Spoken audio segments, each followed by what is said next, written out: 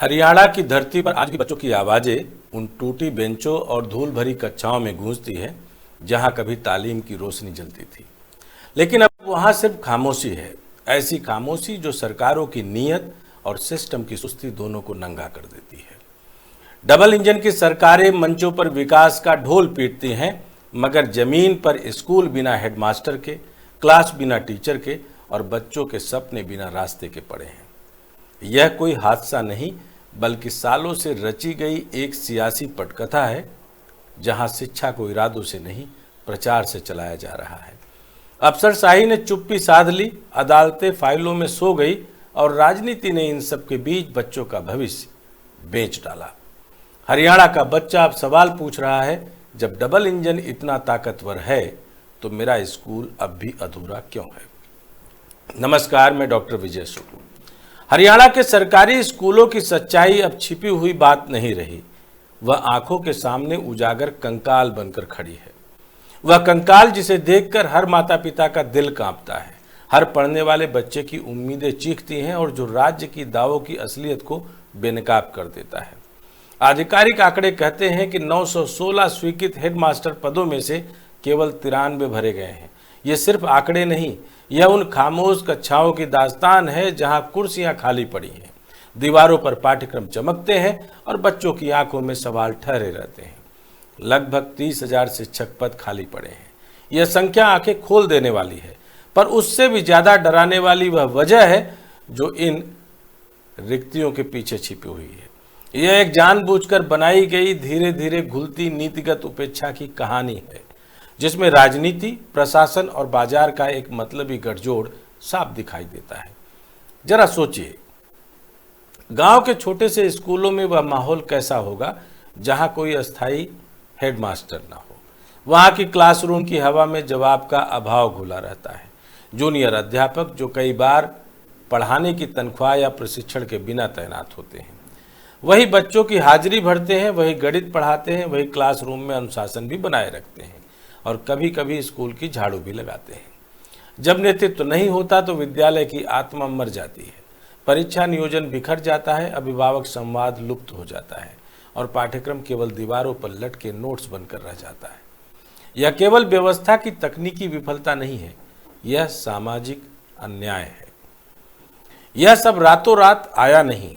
2014 के बाद हरियाणा ने बड़े दावे किए, स्मार्ट क्लास, कंप्यूटर लैब, नया इंफ्रास्ट्रक्चर, पर वही इंफ्रास्ट्रक्चर जिसकी तस्वीरों में चमचमाती इमारतें दिखाई देती हैं, उसके भीतर पढ़ाने वाले इंसान नहीं है। पैसा दीवारों पर चला गया, मानव संसाधन पर कटौती और देरी का खेल खेला गया। जब विद्यालयों की असल जरूरत, ठोस और अस्थायी शिक्षकों की नियुक्ति को टाला गया तो एक नया बाजार जन्मा, निजी स्कूलों और कोचिंग का तेज विस्तार। वह बाजार उन परिवारों के बच्चों का भविष्य बेचता है जो विकल्प के लिए जबरदस्त फीस अदा कर सकते हैं, और वही परिवार जो नहीं दे सकते उन्हें सरकारी स्कूलों के बचे खुचे ढांचे में छोड़ दिया गया। यह विभाजन सिर्फ आर्थिक नहीं, यह नैतिक गिरावट है। बरस 2018 से लेकर आज तक की व्यवस्था पर नजर डाले तो पैटर्न साफ नजर आता है। बढ़ती विज्ञापन आते हैं, उम्मीदें बढ़ती हैं, पर प्रक्रियाएं कोर्ट जाम और प्रक्रियागत देरी की भेंट चढ़ जाती हैं। प्रश्न पत्र विवाद, योग्यता मानदंडों में बार बार फेरबदल और राजनीतिक बहसें, ये सब मिलकर भर्ती क्रोनोमीटर को ठहाके लगवाते हैं। 2020 में कोविड की आड़ में संविदा नोटिस का दौर तेज हुआ। अस्थायी कर्मचारियों को तात्कालिक जरूरतों के नाम पर लगाया गया और फिर वही अस्थिरता पक्की आदत बनकर रह गई। संविदा शिक्षक होना बुरा नहीं, पर जब वही व्यवस्था अस्थायी कमी का बहाना बन जाए तो बच्चों का भविष्य किसे सौंपना चाहिए? क्या हरियाणा में शिक्षा का अर्थ केवल गोदाम की तरह संसाधनों का भंडारण और टेलीकास्टेड क्लिपों का दिखावा बनकर रह गया है? और राजनीति यहाँ मास्टर कैलकुलेटर की तरह काम करती दिखती है। चुनाव के समय बेताज महल जैसे वादों के साथ हजारों स्कूल सुधार दिए जाने की घोषणाएं की जाती हैं। 4 साल में प्रेस रिलीज में रंगीन स्लाइड दिखती है, पर जिन पदों पर बुनियादी नियुक्ति करनी होती है वे खाली ही रहते हैं। भर्ती की देरी का तात्कालिक लाभ होता किसको है? नियुक्तियों पर देरी रखने में सत्ता के पास एक दिलचस्प छूट बनती है। वायदे देकर मतदाताओं को शांत किया जा सकता है और वास्तविक नियुक्ति के वक्त दबाव, प्रभाव और मतलब के खिलाड़ियों की भूमिका फिर से सक्रिय हो सकती है। इससे फायदा होता किसका है? सार्वजनिक तंत्र ही खोखला होता है और निजी स्कूल लॉबी पनपती है। यह खेल महीन पर परिपक्व राजनीतिक रचनाएं बनाकर चलता है। कहें तो शिक्षा की नैतिक अर्थव्यवस्था में एक चुपचाप होने वाली सियासी साजिश। कोर्ट का नाम यहाँ वहाँ जिक्र होता है और जरूरी भी है। जब भर्ती के मामलों में नियुक्ति प्रक्रियाएं रुकती हुई हर फाइल को लेकर अदालत का दरवाजा खटखटाना पड़ गया। पर क्या न्यायपालिका की जवाबदेही पर सवाल नहीं उठते जब इन मामलों की सुनवाई दशकों तक खिंचती है, जब अदालती प्रक्रियाएं भर्ती को ही जकड़ देती हैं और एक पूरा सिस्टम कागजी फैसलों में उलझकर रह जाता है, तो आम जनता किसके पास जाकर सवाल उठाए? अदालतें अगर धीमी हो, प्रक्रियाएं लंबी हो, तो वह व्यवस्था का दोष भी है। पर दोष किसका है? क्या केवल न्यायपालिका की धीमी कार्रवाई का? शायद नहीं। यह दोष एक पूरे तंत्र का है जिसमें नीतिगत अस्पष्टता, प्रशासनिक आलस्य और राजनीतिक मंशा का मिश्रण है। गांव का हाल यह है कि माता पिता सरकारी स्कूलों से निराश होकर पैसे जुटाकर निजी स्कूलों में बच्चों को भेजने लगे हैं। परंतु निजी स्कूल भी हर समस्या का हल नहीं है। वहाँ की फीस बढ़ती जाती है और गुणवत्ता की असमानता बनी रहती है। गरीब परिवारों के बच्चे या तो सरकारी स्कूलों में रहकर अधकचरा शिक्षा लेते हैं या निजी तौर पर कर्ज लेकर फीस अदा करके भविष्य के बोझ में फंस जाते हैं और इस प्रकार सामाजिक असमानता की खाई और गहरी होती जाती है। यह कोई अनायासिक हादसा नहीं है, यह सोची समझी नीतिगत विफलता का परिणाम है। शिक्षक समूहों की स्थिति भी दर्दनाक है। संविदा शिक्षकों को नौकरी सुरक्षा नहीं, सम्मान नहीं, कैरियर विकास नहीं मिलता, अनुभव बढ़ता नहीं, टिकता नहीं। परिणाम यह होता है कि स्कूलों में अध्यापन संकुलता घटती जाती है। जो शिक्षक अस्थायी होते हैं उन्हें भी अक्सर प्रशासनिक कामों में उलझा दिया जाता है। कक्षाओं की बजाय फाइलों में उलझे रहना उनकी योग्यता और मनोबल दोनों तोड़ देता है। जब शिक्षक आत्मविश्वास खो देते हैं तब बच्चों में पढ़ने की प्रेरणा आखिर जागेगी कैसे? यहाँ प्रशासन की भूमिका पर कठोर और सीधे सवाल उठने चाहिए और उठते भी हैं कि शिक्षा विभाग है किस लिए? क्या वह केवल योजनाएं बनाकर प्रेस कॉन्फ्रेंस कर देना चाहता है या वह वास्तविक तौर पर कक्षाओं तक पहुंचना चाहता है? विभागीय अफसर कभी यह नहीं बता पाए कि भर्ती प्रक्रियाओं में देरी का वास्तविक कारण है क्या? क्या वह न्यायालयिक मामलों का डर है? क्या वह बजट रोक है? क्या वह तकनीकी कमजोरी है? पर जनता के सामने सीधे सवाल हैं और सरल भी हैं। जब पद खाली हैं तब बच्चों को कौन पढ़ाएगा? बजट का खेल भी बेनकाब है। इंफ्रास्ट्रक्चर पर जब ज्यादा खर्च किया गया और मानव संसाधन पर कम, तो परिणाम वही निकला। ब्लिंकिंग लाइट्स और स्मार्ट बोर्ड तो मिल जाते हैं पर क्लास में पढ़ाने वाला इंसान ही नहीं है। और क्या यह नीतिगत विकल्प सचमुच जनता हित में था या यह सिर्फ दिखावटी विकास का था जिसे अखबारों की तस्वीरों से सजाया जा सके? यह सवाल सख्त है और इसका जवाब सरकार के पास देना जरूरी है।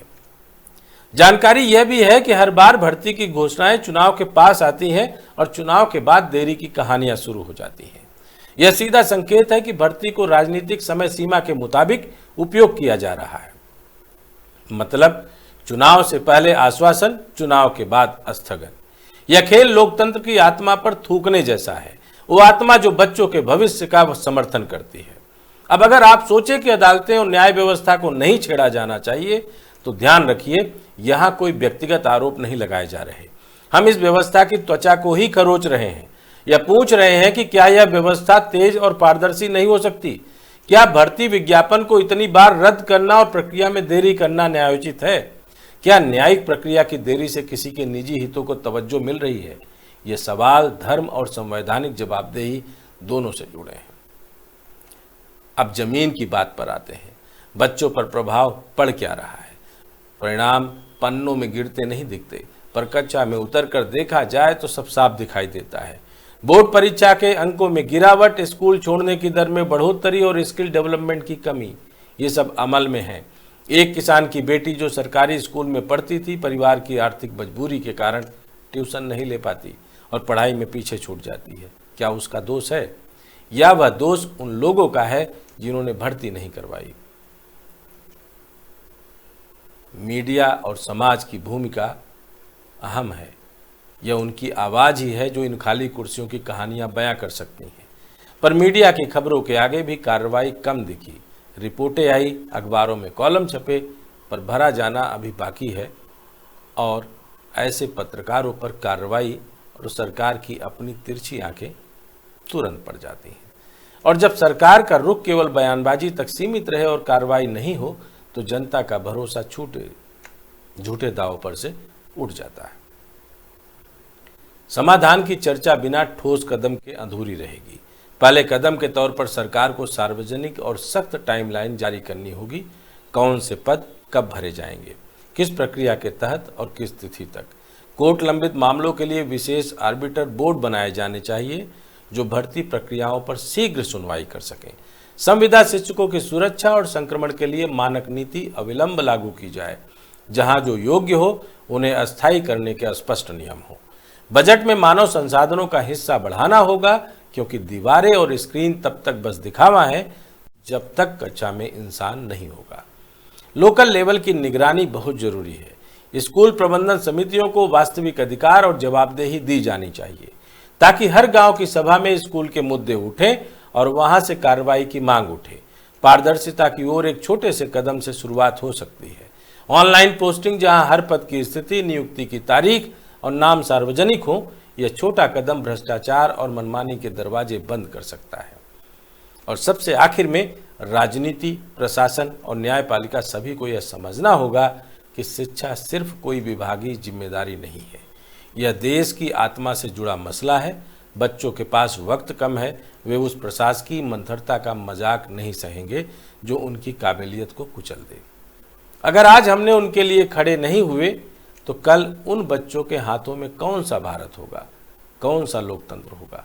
हरियाणा के स्कूलों की कहानी आज एक चुनौती नहीं, एक अपील है। अभिभावकों, शिक्षकों, प्रशासन और न्याय के बीच एक अनिवार्य मिलन की मांग के साथ हमें अब चुप नहीं रहना चाहिए। खाली कुर्सियों की गिनती खत्म होने वाली नहीं, वह तभी खत्म होगी जब सिस्टम की मंशा बदल जाएगी और भर्ती विज्ञान के नाम पर किए गए तमाशों को रोका जाएगा। वरना यह खेल जारी रहेगा और बच्चों का भविष्य जीतने की दौड़ में हर बार कुछ और हाथ और खाली होता जाएगा। हरियाणा के अपने पूरे के पूरे तंत्र में क्या शिक्षा कहीं है? अगर है तो जवाबदेही डबल इंजन के साथ साथ हमारी आपकी भी है। आपको लगता है तो आवाज़ उठाइए, आगे बढ़िए। हो सकता है कि आपकी वजह से कुर्सियाँ भविष्य सुधारने वाले उन गुरुओं को पा जाएं, जिनके साथ मिलकर हरियाणा के नौजवान, हरियाणा के नौनिहाल नया हरियाणा बना सके। जय हिंद, जय भारत।